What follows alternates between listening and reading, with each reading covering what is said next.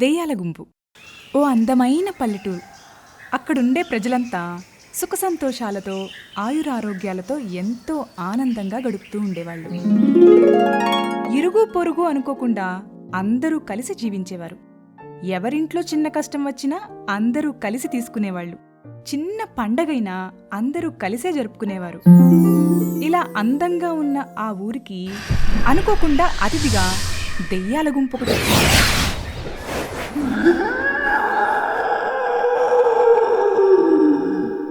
అవి వచ్చినప్పటి నుంచి అందర్నీ ఏడిపించడం, అల్లరి చేయడం,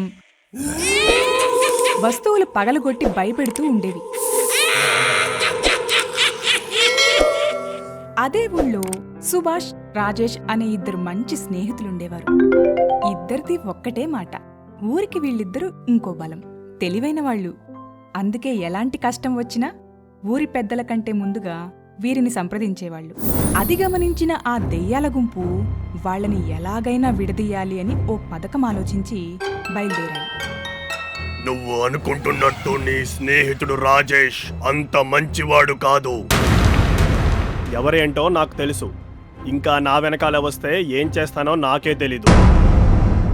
నీకన్నా సుభాష్ తెలివైనవాడంట కదా, అతను లేకపోతే నువ్వేం చేయలేవంట కదా. అవును, వాడు పక్కన ఉంటే ఇద్దరం కలిసి మిమ్మల్ని ఇక్కడి నుంచి తరిమేసేవాళ్ళం. దెయ్యాలు మీటింగ్ పెట్టాయి. రాజుదయం అంటుంది, వాళ్ళిద్దరినీ విడదీస్తేనే ఈ ఊరు మన చేతికి వస్తుంది. ఇంక మాటలు కాదు, చేతల్లో చూపించండి. నీ ముందు నా స్నేహితుడు చాలా గొప్పవాడు అని పొగుడుతూనే ఉంటాడు, కానీ నీ వెనక ఏం మాట్లాడుతుంటాడో తెలుసా?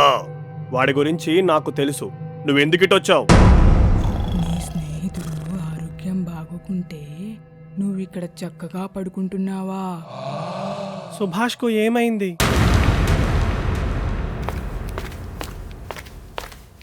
కంగారుగా సుభాష్ ఇంటికి బయలుదేరాడు. ఇద్దరూ భలే దిగారు ఫోటో. ఈ ఫోటో ఉంటే కానీ మీరిద్దరూ స్నేహితులని తెలీదా ఏంటి? మా స్నేహం ఈ ఫోటో కాదు, అది నీకు చెప్పినా అర్థం కాదు. అలాంటప్పుడు ఈ ఫోటో ఎందుకు? మీ స్నేహాన్ని మాకు చూపించొచ్చుగా. ఫోటో లేకపోయినా మేము మంచి స్నేహితులం అని ఫోటోని పగలగొట్టాడు.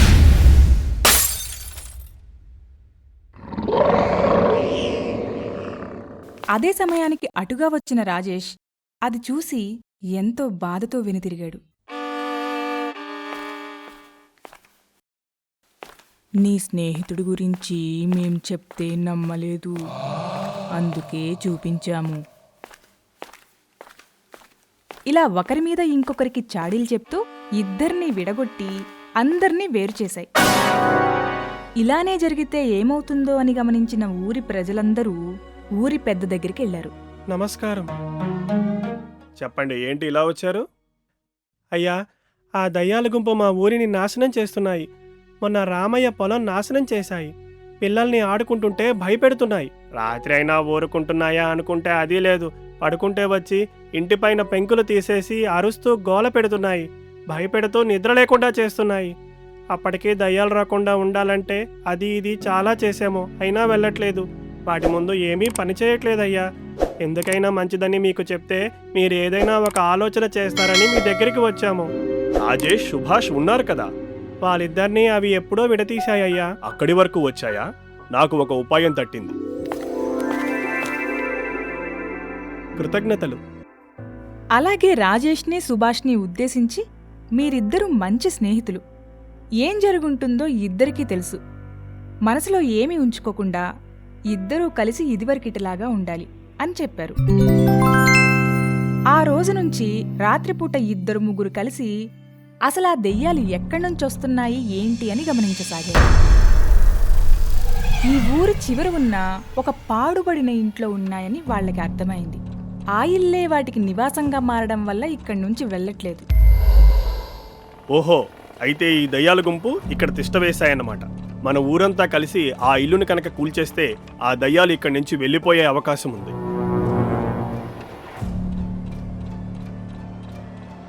అనుకున్నట్టుగానే ఇల్లు కూల్చడానికి ఒక సమయాన్ని కేటాయించుకున్నారు. అవక్కడుండగా కూల్చడం కుదరదు కాబట్టి అవి ఊరి మీద పడేలా చేసి అప్పుడు కూల్చేద్దాం అనుకున్నారు. అనుకున్నట్టుగానే తర్వాత రోజు ఊళ్ళో పండగ ఉందని చెప్పి అందరికీ తెలిసేలా ఎన్నో వింతలు ఆహారాలు ఉంటాయని మరింత గట్టిగా దెయ్యాలకి తెలిసేలా చెప్పారు. ఆ మాటలు విన్న దెయ్యాలు ఎలా జరుపుకుంటారో మేము చూస్తాంలే అని వెకిలిగా నవ్వుతూ అక్కడ్నుంచి వెళ్ళిపోయాయి. రేపొక్కరోజు మనం కనుక సరిగా ఉంటే సరిపోతుంది. ఊరంతా ఒక అబద్ధ పండక్కే తయారైంది. అనుకున్నట్టుగానే అన్నిటినీ తీసుకొచ్చి పెట్టారు. వీళ్ళు అనుకున్నట్టుగానే దెయ్యాలు కూడా వచ్చి వాటిని నాశనం చేయడం మొదలుపెట్టాయి. వీళ్ళు ఉంటే ఎంత లేకపోతే ఎంత, మన పని మనం చేసుకుందాం.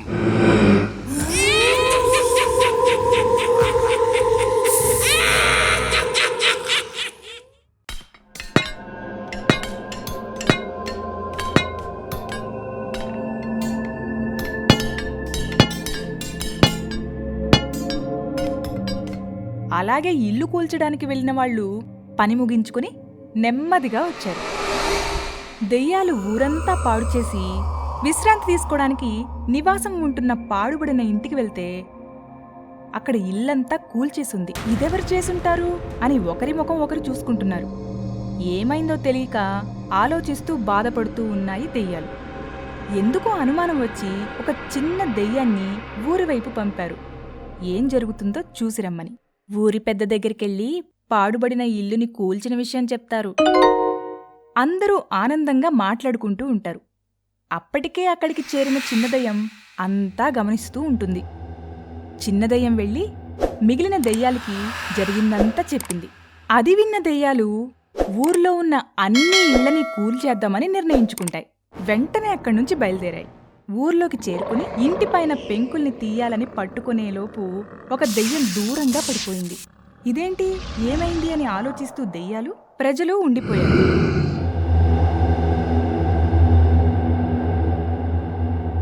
అప్పుడు నెమ్మదిగా రాజేష్ ముందుకొచ్చి, వాటి ఇల్లును కూల్చేస్తే మన ఇంటి మీదకి వస్తాయని నాకు ముందే అనుమానం వచ్చింది. అందుకనే వేరే ఊరికి వెళ్ళి స్వామీజీని కలిశాను. ఆయన కొన్ని తాయెత్తులు ఇచ్చారు. అది ప్రతి ఇంటికి కట్టాను. ఆ తాయెత్తులు ఉన్నంతకాలం ఏ దయ్యం ముట్టుకోలేదు. అలానే విభూతి ఇచ్చారు. అది మనం పూసుకుంటున్న రంగుల్లో కలిపేశాను. అందువల్ల వాటికి ఇప్పుడు ఇంకొక అవకాశం లేదు ఇక్కడి నుంచి వెళ్ళడం తప్పించి.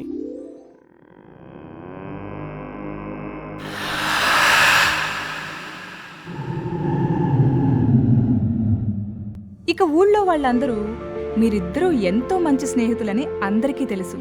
మీరు కలిస్తేనే మన ఊరికి బలం అని అందరూ చెప్పడంతో కౌగిలించుకుని ఇద్దరూ క్షమించు మిత్రమా, క్షమించు అనుకున్నారు. అలా ఆనందంతో ఇదివరకిట్లా అంతే అందంగా ఊరు తయారైంది. ఆ దెయ్యాల గుంపు ఊరు నుంచి వెళ్ళిపోవడంతో ఊరు ప్రజలందరూ చాలా ఆనందంతో ఉన్నారు. సుభాష్, రాజేష్ ఎప్పట్లాగానే ఊరి ప్రజలకు ఏ అవసరం వచ్చినా ముందు ఉండి సహాయం చేసేవారు. అయితే తమలో ఒకరిని కోల్పోవడం ఆ దెయ్యాల గుంపు చాలా బాధపడుతున్నాయి.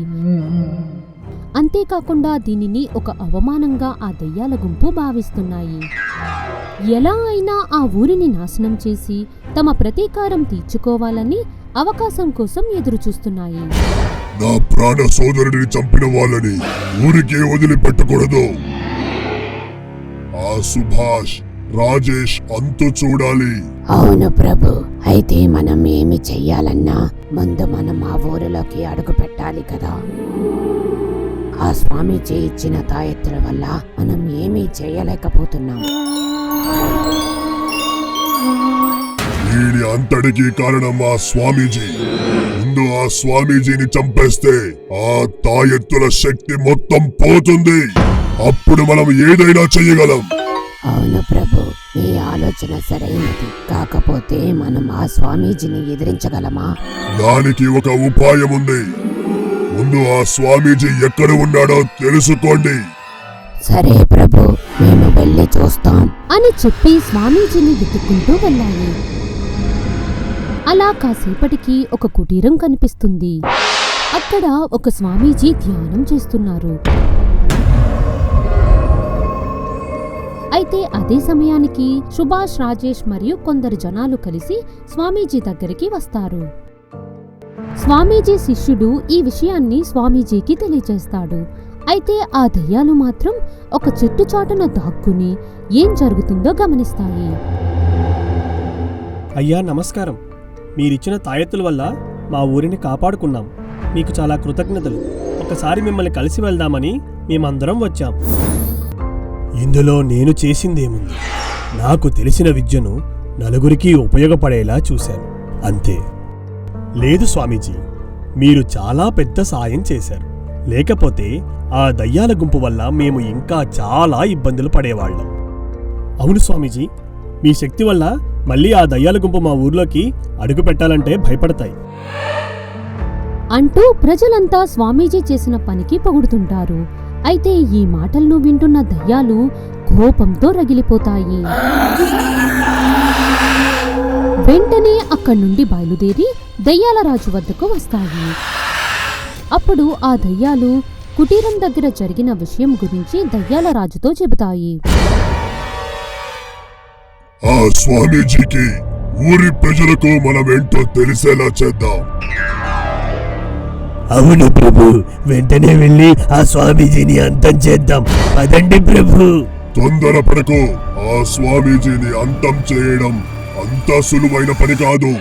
వెంటనే మీరు మన వాళ్ళను రమ్మనండి.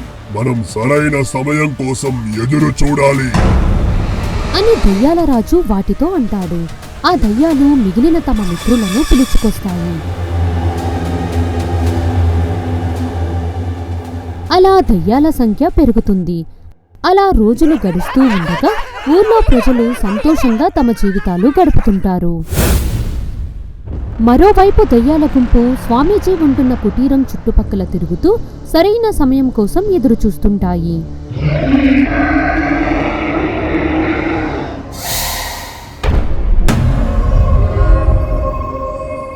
అయితే ఒకరోజు ఎప్పట్లాగానే శిష్యుడు తన గురువు కోసం ఆహారం తీసుకురావడానికి వెళ్తాడు. ఆ తర్వాత స్వామీజీ మంత్రాలు జపిస్తూ ధ్యానం చేస్తుంటాడు. అయితే అది గమనించిన దయ్యాల రాజు ఇలా అంటాడు. ఇదే సరైన సమయం. ఆ స్వామీజీ ధ్యానంలో ఉన్నాడు. వెంటనే అతన్ని అంతం చేయాలి. పదండి.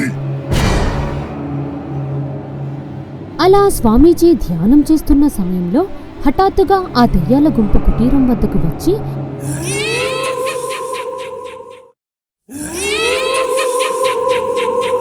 స్వామీజీ ప్రాణాలు తీస్తాయి. ఇక స్వామీజీ మరణించడంతో దయ్యాల గుంపు అక్కడి నుండి బయలుదేరుతాయి.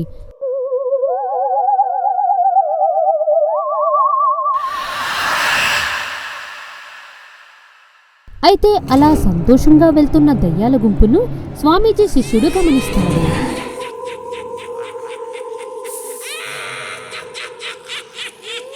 ఇక ఆ శిష్యుడు వేగంగా నడుచుకుంటూ కుటీరం వద్దకు రాగా అక్కడ స్వామీజీ శవం కనిపిస్తుంది. దాంతో ఆ దెయ్యాల గుంపు స్వామీజీని అంతం చేశాయని శిష్యుడు బాధపడతాడు. మరోవైపు దయ్యాల గుంపు ఊరి పొలిమేర వద్దకు చేరుకుంటాయి. ఇక నుండి ఈ ఊరు మన సొంతం. వెంటనే వెళ్ళి అందరినీ ఖాళీ చేయించండి. అలాగే ప్రభు, ఈ రోజు కోసమే ఎంతగానో ఎదురు చూస్తున్నాం. అయితే స్వామీజీ మరణించడంతో అతని ఇచ్చిన తాయెత్తులకున్న శక్తి కూడా తగ్గిపోయింది. అప్పుడు దయ్యాలు ఆ ఊరి పెద్ద ఇంటి వద్దకు వెళ్లి తలుపు కొడతాయి. ఇక కొన్ని క్షణాల తర్వాత తలుపు తెరిచిన ఊరి పెద్ద ఎదురుగా నవ్వుతూ ఉన్న దయ్యాలను చూసి షాక్ అవుతాడు.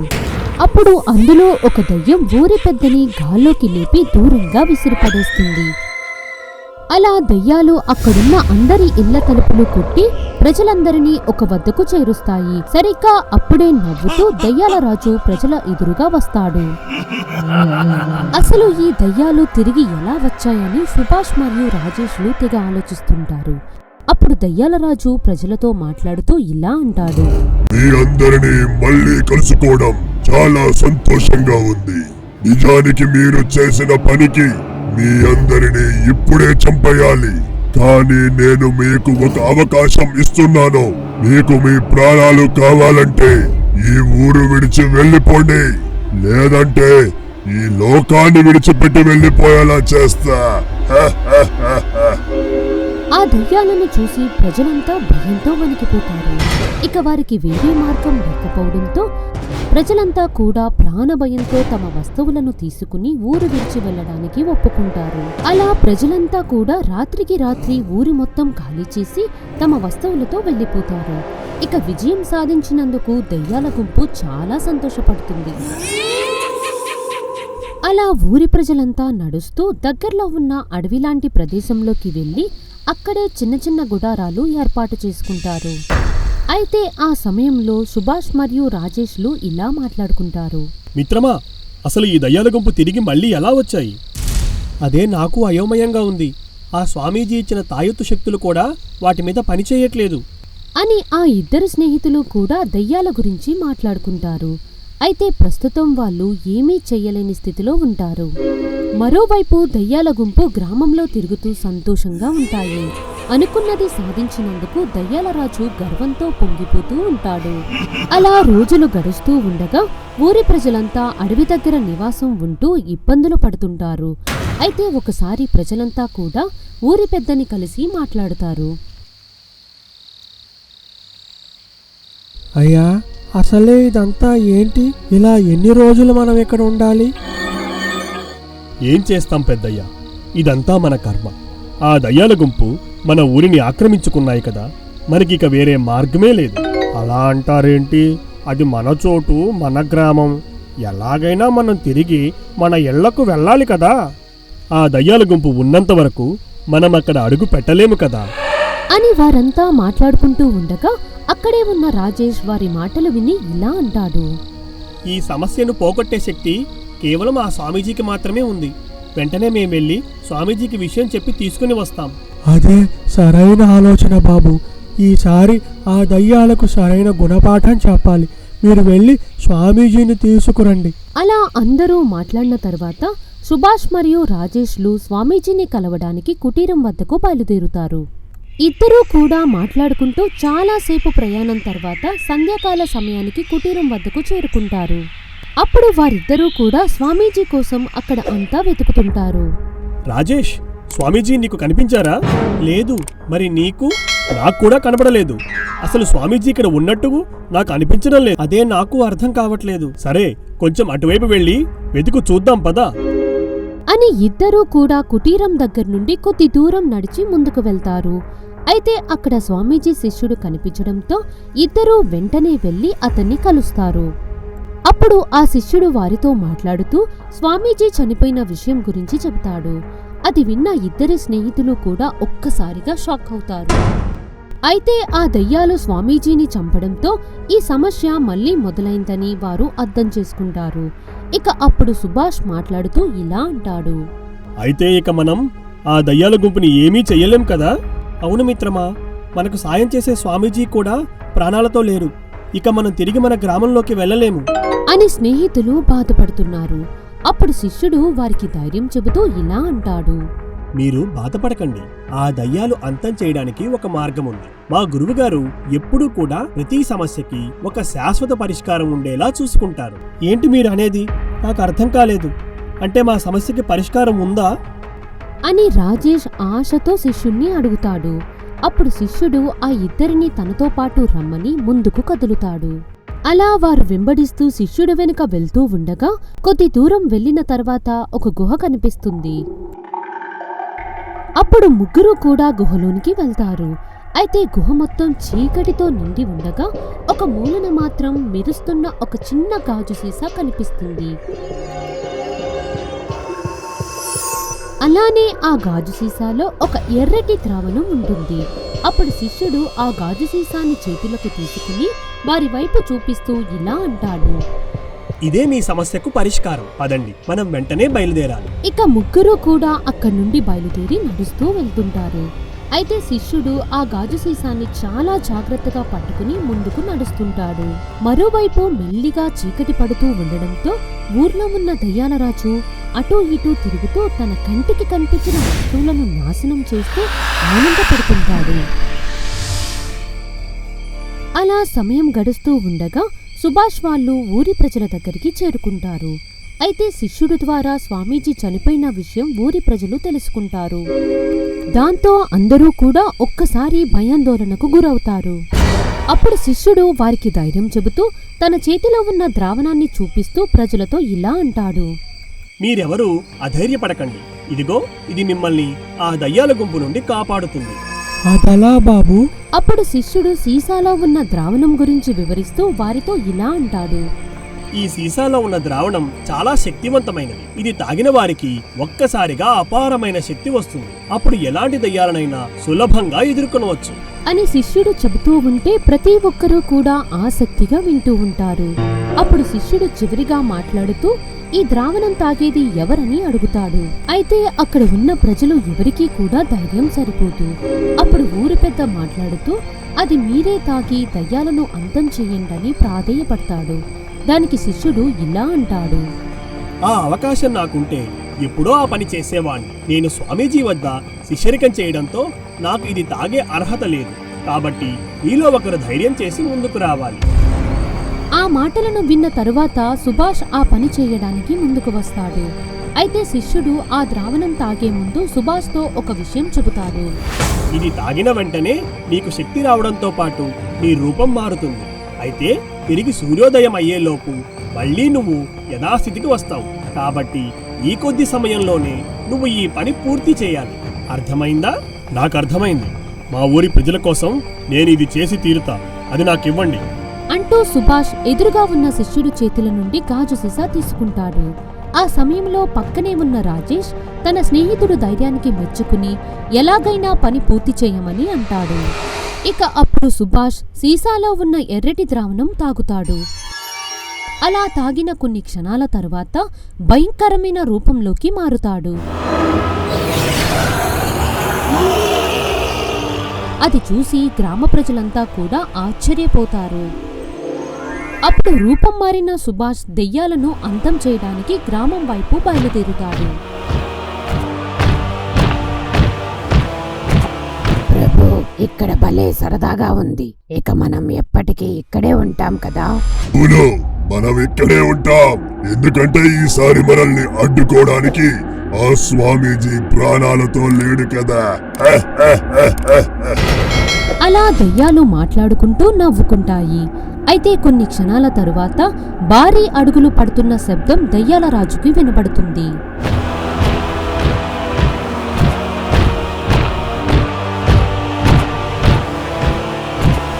ఆ శబ్దం ఏంటని దయ్యాలు చుట్టుపక్కల చూస్తూ ఉన్నప్పుడు రూపం మారిన సుభాష్ అక్కడికి చేరుకుంటాడు. ఆ భారీ ఆకారం చూసి దెయ్యాల గుంపు కాస్త కంగు తింటారు. అయితే ఆ తరువాత గుంపులోని ఒక దయ్యం కొంచెం దగ్గరగా వెళ్లి ఇలా అడుగుతుంది. ఎవరు నువ్వు? అసలు నీకు ఇక్కడ ఏం పని? నా పని నీ పని పట్టడం అని భారీ చేతితో ఆ దయ్యం మొహం మీద కొడతాడు. దాంతో దయ్యం వెళ్లి దూరంగా ఎగిరిపడుతుంది.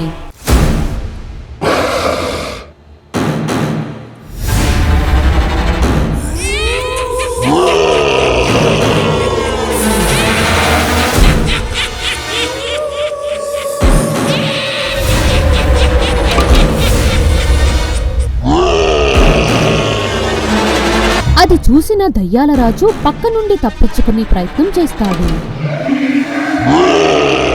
అలా దయ్యాల రాజు ఎగురుతూ పారిపోయే ప్రయత్నంలో సుభాష్ చేతికి చిక్కుతాడు. అప్పుడు కట్టెను దించుకుని కోపంతో సుభాష్ ఆ దయ్యాల రాజు మొండెం తోకను వేడి చేసి దూరంగా విసిరికొడతాడు. అది చూసిన మిగిలిన దయ్యాలు తమ నాయకుడికి ఇలా జరిగిందంటే తమ పరిస్థితి ఏంటని భయంతో వెంటనే అక్కడి నుండి పారిపోతాయి. అలా దయ్యాలు పారిపోవడం చూసి సుభాష్ నవ్వుకుంటాడు.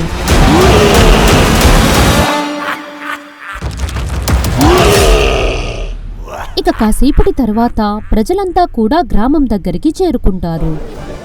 అయితే అక్కడ అంతమై ముక్కలుగా పడి ఉన్న దయ్యాల రాజును చూసి ప్రజలంతా కూడా సంతోషిస్తారు. అలా సమయం గడుస్తూ మెల్లిగా తెల్లవారుతుంది. సూర్యుని వెలుగు ఊరి మీద పడుతూ ఉన్న సమయంలో సుభాష్ తాగిన ద్రావణం యొక్క శక్తి కూడా క్రమంగా తగ్గుతుంది. అలా తిరిగి అతను మామూలు మనిషిగా మారిపోతాడు.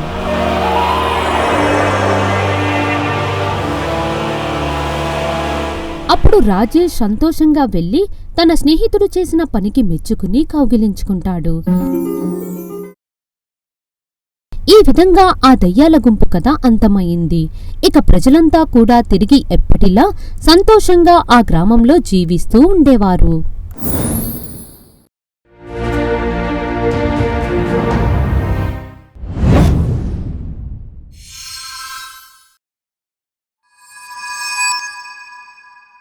For more horror stories, please subscribe our channel.